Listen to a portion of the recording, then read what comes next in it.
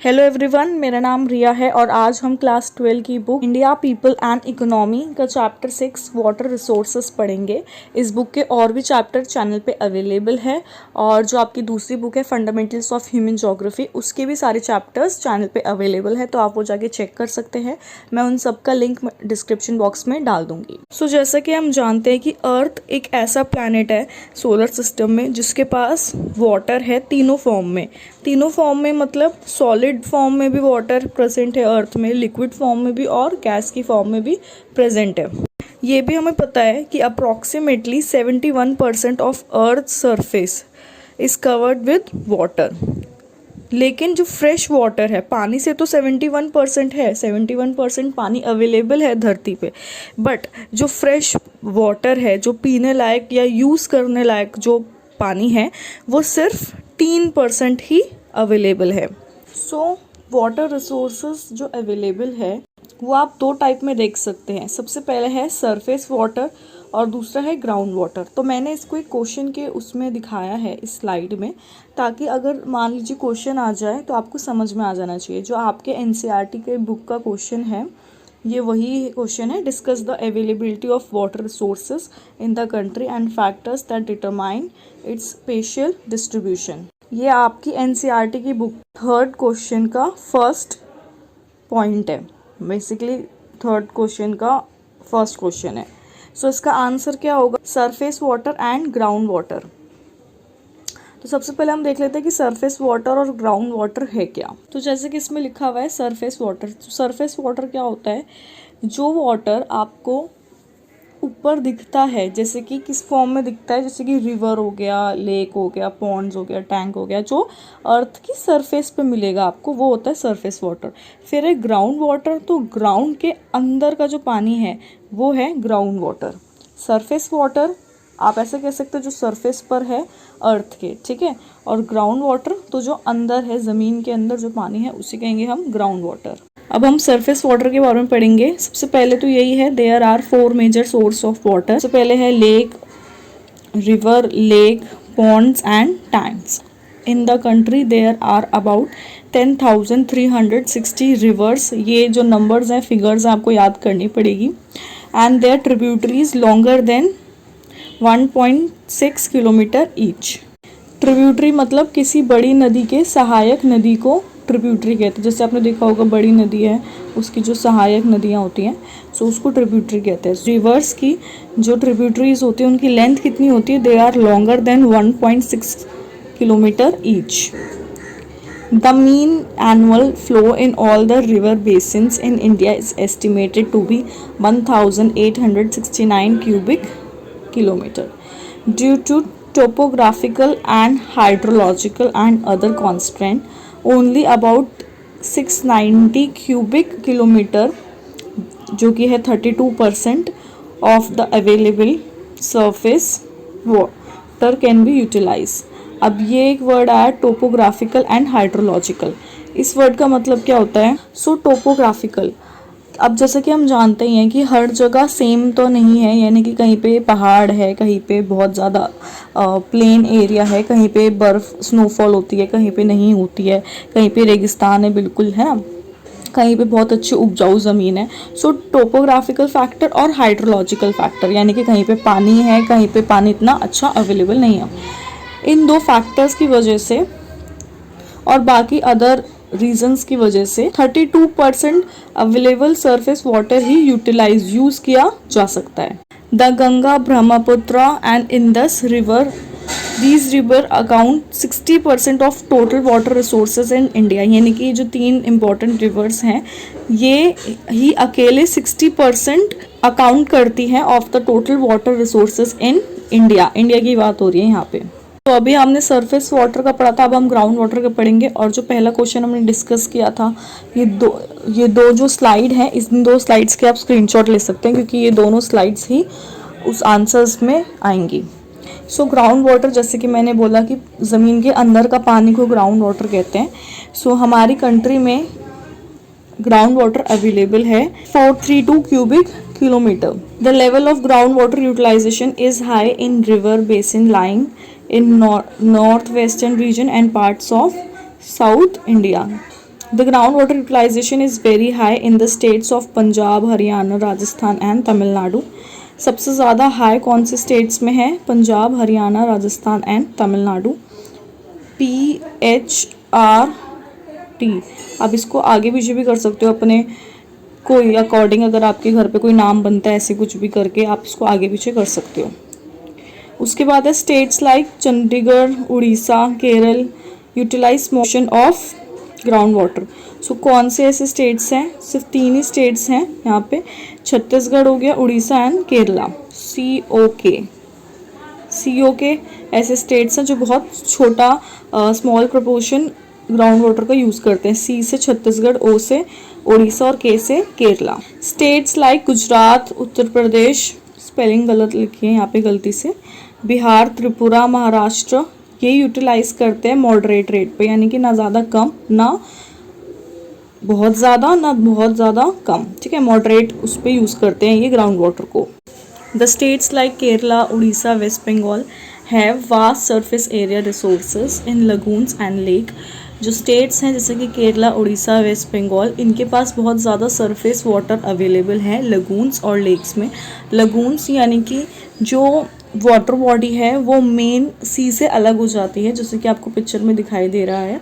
सो ये लेक्स और लगून्स की वजह से इनके पास सरफेस वाटर बहुत अच्छा है। हालांकि although water is generally brackish मतलब खारा होता है, लेकिन फिर भी it is use for fishing and irrigating certain varieties of paddy crops, coconut etcetera. So इसमें एक और क्वेश्चन है, जैसे कि आप ध्यान देंगे तो इन्होंने फैक्टर्स भी बताया, factors that determine its special distribution. So अब हम फैक्टर्स डिस्कस करेंगे जिनकी वजह से ये डिस्ट्रीब्यूशन होता है वाटर रिसोर्सेज का, यानी कि कहीं पे कैसा पानी, कहीं पे कैसा पानी, ये सब चीज़ें। Factors that determine special distribution of water resources. इसका सबसे पहला पॉइंट है नेचुरल फैक्टर। नेचुरल फैक्टर का मतलब ये है कि जो पानी है जैसे कि रिवर, लेक्स, पॉन्ड, ये एक नेचुरल फैक्टर है। ये किसी एक इंसान ने जाके कहीं पे पानी ऐसे एक एक बाल्टी भर के डाला नहीं है, ये नेचुरली है। सो नेचुरली ही कहीं कहीं जगह पे रिवर, लेक पाई जाती है और बहुत अच्छी पाई जाती है, मतलब वहाँ पे पानी अच्छा खासा होता है। और कहीं कहीं पे रिवर या लेक होती है लेकिन पानी सूख जाता है वहाँ का सीज़न के हिसाब से, और कहीं कहीं पे होता ही नहीं है। देन नेक्स्ट है topological factor. So the amount of rainfall determine total availability of water resources. जितना अच्छा रेनफॉल होगा उतनी अच्छा वाटर रिसोर्सेज होगा, यानी कि कहीं कहीं पे बारिश अच्छी खासी होती है और कहीं कहीं पे नहीं होती है, बिल्कुल भी नहीं होती, ना के बराबर होती है, और कहीं कहीं पे मॉडरेट होती है। देन है टेक्नोलॉजिकल फैक्टर्स। सो काफ़ी सारी टेक्नोलॉजी भी के ऊपर भी डिपेंड करता है पानी का होना, जैसे कि रेन वाटर हार्वेस्टिंग। इस टर्म को हम आगे और अच्छे से डिटेल में समझेंगे। वाटरशेड मैनेजमेंट, ऐसे कुछ कुछ टर्म्स हैं जो कई एरियाज़ पे बहुत अच्छे से है डेवलप, और उसकी वजह से वहाँ पे जो वाटर रिसोर्सेज है वो अच्छा खासा होता है, इरिगेशन वगैरह ये सब भी। सो टेक्नोलॉजिकल फैक्टर भी डिपेंड करता है कि कहाँ पे कितना पानी आपको देखने को मिलेगा, वाटर रिसोर्स देखने को मिलेगा। Now let's talk about water demand and utilization. So development of irrigation to increase agriculture production has been assigned a very high priority in 5-year plan and multi-purpose river valleys project like Bakran Nangal, Hirakund, Damodar Valley, Nagarjun Sagar, Indira Gandhi Canal project etc. have been taken up. In fact, India's water demand at present is dominated by irrigational needs. सबसे पहले हम इस word का मतलब देख लेते हैं irrigation. आप में से काफ़ी लोगों को पता होगा, बट स्टिल जिन्हें नहीं पता उनके लिए मैं बता देती हूँ। इरिगेशन बेसिकली होता क्या है, जैसे कि मान लीजिए एक एरिया है, वहाँ पे पूरे साल तो बारिश आएगी नहीं, किसी भी एरिया में पूरे साल बारिश आना पॉसिबल नहीं है, और पूरे साल आनी भी नहीं चाहिए क्योंकि उससे बाढ़ का खतरा रहता है। सो अब जिस महीने में बारिश नहीं आएगी उस महीने में फसलें जो हैं, क्रॉप्स जो हैं, वो कैसे उनको पानी दिया जाएगा, तो उन्हें पानी दिया जाता है सिंचाई के द्वारा, जिसे हम इरिगेशन कहते हैं। अब वो बहुत सारे प्रकार के होते हैं, बहुत सारे टाइप के होते हैं, जैसे कि एक बहुत ही कॉमन एग्जांपल मैं ले लेती हूँ। जैसे मान लीजिए यहाँ पे आपकी फसल है, यहाँ पे आपकी फसल है, सो यहाँ पे पाइप डाल दिया जाता है और इन पाइप में होता है छेद। तो जैसे ही नल का यहाँ से ऑन होगा सो पाइप से पानी जाएगा और इन छेद से जितने भी फसलें हैं उनमें पानी चला जाएगा। उससे क्या होगा कि फसलों के अंदर पानी भी चला जाएगा और बारिश की ऐसी कुछ खास ज़रूरत भी नहीं होगी। सो इरिगेशन इसे ही कहते हैं। बहुत सारे टाइप के होते हैं irrigation. Development of irrigation, irrigation का जो डेवलपमेंट है ताकि जो एग्रीकल्चर प्रोडक्शन है वो बढ़ जाए। Assigned a very high priority, ये बहुत ही प्रायोरिटी में डाला गया है कि इरिगेशन का डेवलपमेंट। और कहाँ पे डाला गया? 5 ईयर प्लान में। अगर आपके पास पॉलिटिकल साइंस है तो आपको ज़्यादा पता होगा 5 ईयर प्लान के बारे में। फ़िलहाल हम इतना ज़्यादा ना डीपली जाके सिर्फ ये समझ लेते हैं कि 5 ईयर प्लान में डाला गया है। और मल्टीपर्पज़ रिवर वैलीज प्रोजेक्ट, जैसे कि ये सारे जो डैम्स है या ये रिवर प्रोजेक्ट्स हैं, कैनाल प्रोजेक्ट, ये सब भी ऐड किया गया है ताकि जो इंडिया की वाटर की डिमांड है वो फुलफ़िल हो जाए। कैसे फुलफ़िल होगी? इरिगेशन के थ्रू। ये गवर्नमेंट ऑफ इंडिया की 2002 की रिपोर्ट है। इसमें क्या बोला हुआ है कि सरफेस वाटर है, कि सरफेस वाटर जो है वो कितना यूज़ हुआ था? एग्रीकल्चर में यूज़ हुआ था 89%, डोमेस्टिक बाकी के कामों में यूज़ हुआ था 9% और इंडस्ट्रियल यूज़ हुआ था 2%। ऐसी जो ग्राउंड वाटर है जो अभी हमने डिस्कस किया था सरफेस वाटर और ग्राउंड वाटर के बारे में। सो ग्राउंड वाटर कितना वो यूज़ हुआ था? 92%, इंडस्ट्रियल कितना यूज़ हुआ था? 5% एंड डोमेस्टिक 3%। डोमेस्टिक जो हम काम में आता है, हमारे जो यूजुअल कामों में आता है पानी, उसके लिए। Demand of water for irrigation, so उसका क्वेश्चन ऐसे बन सकता है, why is demand for water irrigation high in India. ये आपको पेज नंबर 64 पे एक पैराग्राफ है, वहीं के पॉइंट्स मैंने लिए हैं, तो आप चाहे तो उसमें पॉइंट्स मार्क कर सकते हैं या फिर इसका स्क्रीनशॉट ले सकते हैं। सो इसका आंसर होगा, क्वेश्चन क्या है कि डिमांड जो है पानी का इरीगेशन के लिए वो इतना हाई क्यों है। सो इसका आंसर होगा, the large tract of the country are deficient in rainfall and are drought prone north western India and Deccan plateau. तो इंडिया के काफ़ी सारे पार्ट्स ऐसे हैं जो एरिया डेफिशिएंट है, वहाँ पे रेनफॉल बहुत ही कम होती है, और वो एरिया ड्रॉट प्रोन एरिया भी है, यानी कि वहाँ पे सूखा भी पड़ा रहता है। In the areas of ample rainfall like west Bengal and Bihar, और जो एरियाज जैसे कि वेस्ट बंगाल और बिहार जहाँ पे अच्छी खासी बारिश होती है, सो वहाँ पे भी कभी कभार ऐसे होता है कि मानसून में ब्रेक्स हो जाते हैं, यानी कि ऐसा नहीं है कि भाई हर साल अच्छी खासी बारिश होगी, कभी कभार ऐसे होता है कि किसी साल अच्छा खासी बारिश नहीं होती है, ठीक है। सो इससे क्या होता है, failure creates dry spells of detrimental for agriculture.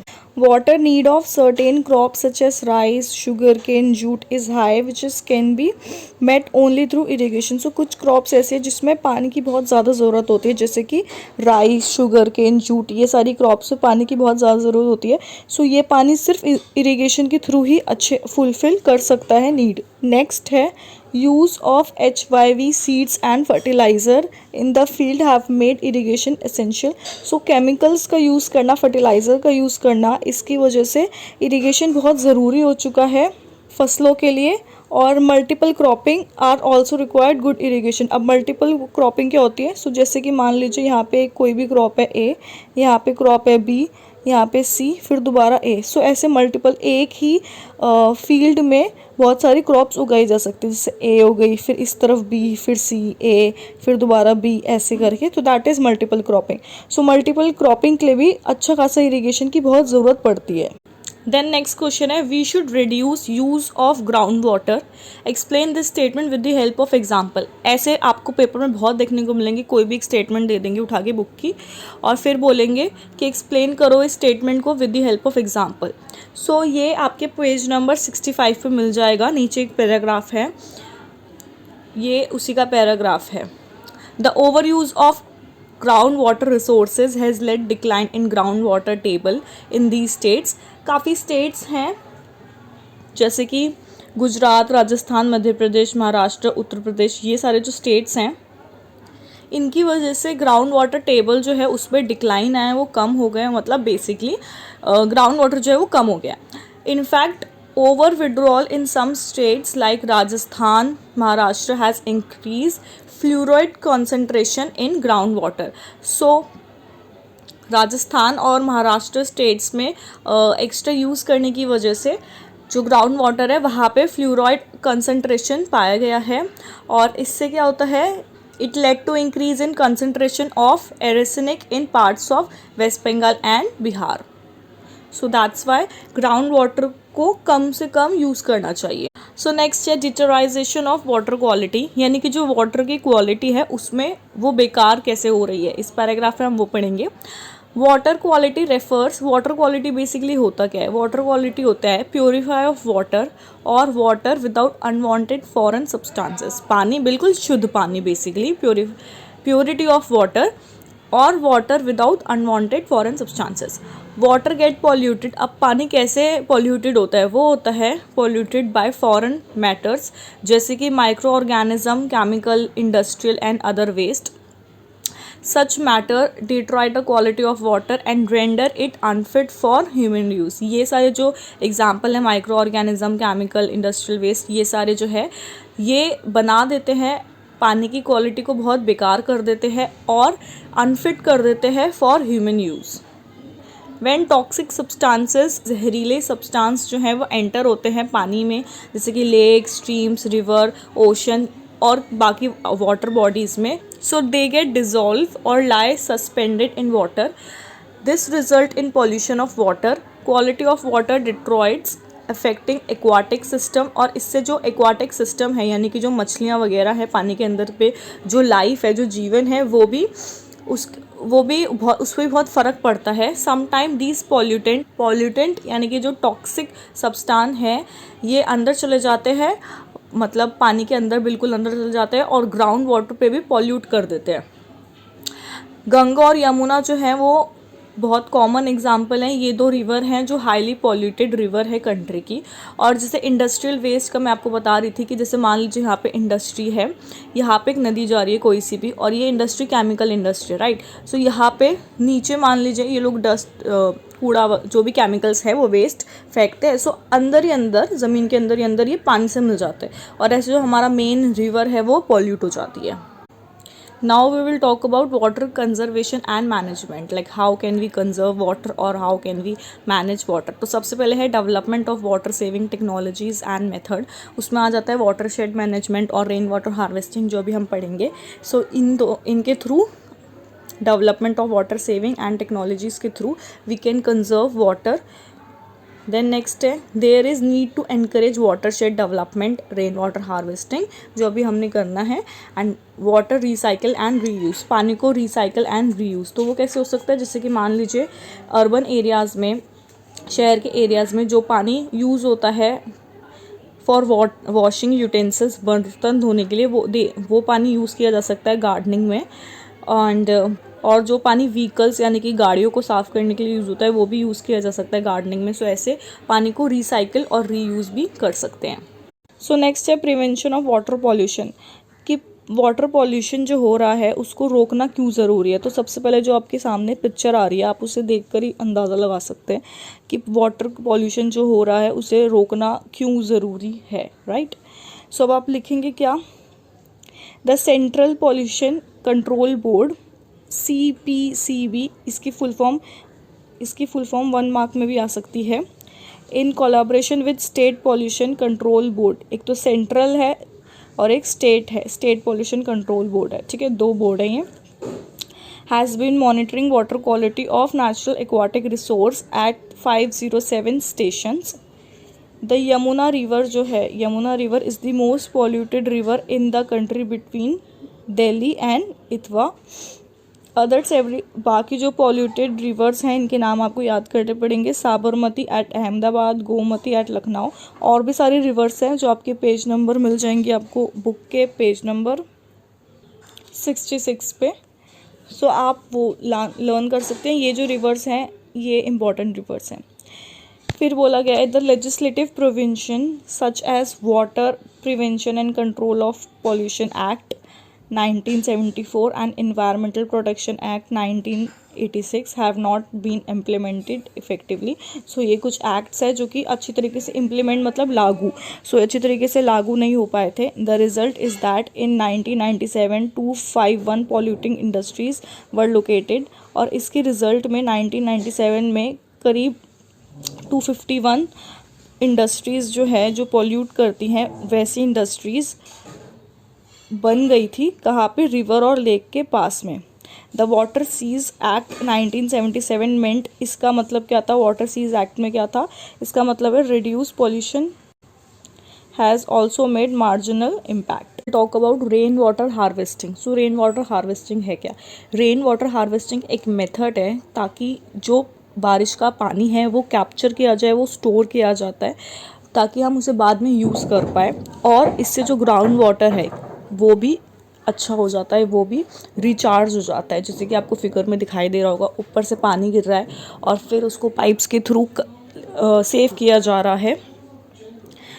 So rain water क्या है? बेसिकली वो बहुत लो कॉस्ट होता है और बहुत इको फ्रेंडली भी होता है. इससे आप पानी को प्रिजर्व कर सकते हो और इससे वाटर अवेलेबिलिटी बढ़ती है. और ये जो ग्राउंड वाटर है ये जो कम होता जा रहा है धीरे धीरे, अगर रेन वाटर हार्वेस्टिंग जो है अच्छी तरीके से हर स्टेट्स पे अप्लाई होता है तो ये भी ग्राउंड वाटर की जो क्वालिटी है वो भी अच्छी हो जाएगी और ये सही रहेगा. इससे सॉइल इरोजन रुकता है, फ्लडिंग वगैरह बाढ़ आने का जो खतरा है वो कम होता है. रेन वाटर हार्वेस्टिंग बहुत सारे तरीके से किया जाता है. जैसे कि मैं एक एग्जांपल लेती हूँ जो आपकी बुक में पेज नंबर 69 में ही है. ट्रेडिशनल रेन वाटर हार्वेस्टिंग जो है रूरल एरियाज़ में किया जाता है. रूरल एरियाज़ मतलब जो गांव के एरियाज़ है वहाँ पे किया जाता है. तो वहाँ पे क्या होता है कि लेक्स, पॉन्ड, इरिगेशन टैंक ये सब यूज़ किए जाते हैं बारिश का पानी स्टोर करने के लिए. राजस्थान में रेन वाटर हार्वेस्टिंग स्ट्रक्चर जो है उसको लोकली मतलब वहाँ के लोग जो हैं वो उसे कहते हैं, और ये कंस्ट्रक्ट किया जाता है ज़्यादातर घर के पास में, जैसा कि आपको फ़ोटो में दिखाई दे रहा है. तो पहला है हार्वेस्टिंग थ्रू वाटरशेड मैनेजमेंट. यहाँ पे डैम्स वगैरह भी बनाए गए हैं और स्टोन वॉल बनाई गई है. नेक्स्ट है हार्वेस्टिंग थ्रू लेक्स. सो यहाँ पे लेक्स बनाई गई हैं ताकि जो बारिश का पानी है वो लेक्स में सेव हो जाए. नेक्स्ट है जो कि हार्वेस्टिंग थ्रू सर्विस वॉल. ये आपको अर्बन एरियाज़ में शहर में मिल सकता है कि रूफ़ ऐसे बनाई गई है, छत है वो इस तरीके से बनाई गई है और उसका जो कनेक्शन है वो पाइप से किया गया है और फिर सर्विस वेल पे वो सेव हो रहा है. देन नेक्स्ट है हार्वेस्टिंग थ्रू रिचार्ज वेल. सो इसमें भी यही है कि पाइप्स के थ्रू पानी जा रहा है और देन वो रिचार्ज वेल पे सेव हो रहा है. सो अब हम पढ़ेंगे वाटरशेड मैनेजमेंट के बारे में जो कि बहुत इंपॉर्टेंट है इस चैप्टर में, और इसका क्वेश्चन बन सकता है what is watershed management, do you think it can play an important role in sustainable development. ये क्वेश्चन आपकी एनसीईआरटी की बुक का ही है. क्वेश्चन नंबर थर्ड ही है ये, व्हाट इज़ वाटरशेड मैनेजमेंट, ये वाला क्वेश्चन जो है. सो इसका आंसर होगा watershed management basically refers to efficient management and conservation of surface and groundwater resources. watershed management का मतलब ये है कि आप पानी बचाएंगे, उसको अच्छे से मैनेज करेंगे पानी को और कंजर्व करेंगे. कौन से पानी को? Surface water and ground water को. इट इन्वॉल्व्स, इसमें क्या इन्वॉल्व होता है? प्रिवेंशन मतलब रुकावट, prevention of run of and storage and recharge of groundwater through various method like percolation tank, recharge well etc. इसमें क्या होता है? इसका मतलब ये है कि जो पानी की वेस्टेज है वो इसे रोकता है, पानी को स्टोर करता है, और जो ग्राउंड वाटर है उसका लेवल कम होता जा रहा है ना, सो उसको भी रिचार्ज करता है ताकि ग्राउंड वाटर ऐसा ना हो कि ग्राउंड वाटर ख़त्म ही हो जाए, है ना. तो उसको भी रिचार्ज करता है. किन किन मेथड से? पर्कुलेशन टैंक, रिचार्ज वेल, ये कुछ मेथड है, इसकी हेल्प से ग्राउंड वाटर जो है वो रिचार्ज होता है. However in broad sense watershed management include conservation, regeneration, judicious use of all resources, natural resource जैसे कि लैंड, वाटर, प्लांट, एनिमल, ये सब, और human with in a watershed. So basically ये सारे रिसोर्सेज को कंजर्व करना, इनको अच्छी तरीके से जुडिशली यूज़ करना। वाटरशेड मैनेजमेंट एम्स, इसका एम क्या है? आप पेपर में सिर्फ ऐसे भी आ सकता है कि right aim of watershed management. तो इसका एम क्या है? Watershed management aim at bringing about balance between natural resources on the one hand and the society on the other hand. यानी कि बैलेंस रहे जो नेचुरल रिसोर्सेज है और जो हम लोग हैं उनमें, और नेचुरल रिसोर्सेज में एक बैलेंस रहे। The success of watershed development largely depend upon community participation। और watershed development कैसे अच्छे खासा सक्सेस हो सकता है? जब कम्युनिटी पार्टिसिपेट करती है। इसका मतलब अगर हर कम्युनिटी में, अगर हर एरिया में रेन वाटर हार्वेस्टिंग और ऐसे कई टेक्निक्स हो जिसमें से जो वाटर है वो कंजर्व किया जाए, सो इससे वाटरशेड मैनेजमेंट जो है वो अच्छा खासा डेवलप हो सकता है। कंटिन्यू यहीं पे होगा उस क्वेश्चन का। The central and state government have initiated many watershed development and management program in the country. Some of these are being implemented by non-governmental organization also. So इसको अच्छे से implement करने के लिए सेंटर और स्टेट गवर्नमेंट लगी रहती है, लेकिन कुछ प्रोग्राम्स ऐसे भी हैं जो कि नॉन गवर्नमेंट होते हैं, नॉन गवर्नमेंटल ऑर्गेनाइजेशन भी इसे अच्छे से हैंडल करती है। तो सबसे पहले है हरियाली, ये एक नाम है। हरियाली बेसिकली एक वाटरशेड डेवलपमेंट प्रोजेक्ट है जो कि स्पॉन्सर किया गया है सेंट्रल गवर्नमेंट के द्वारा, और इसका एम क्या होता है? Enabling the rural population to conserve water for drinking, irrigation, fisheries and afforestation.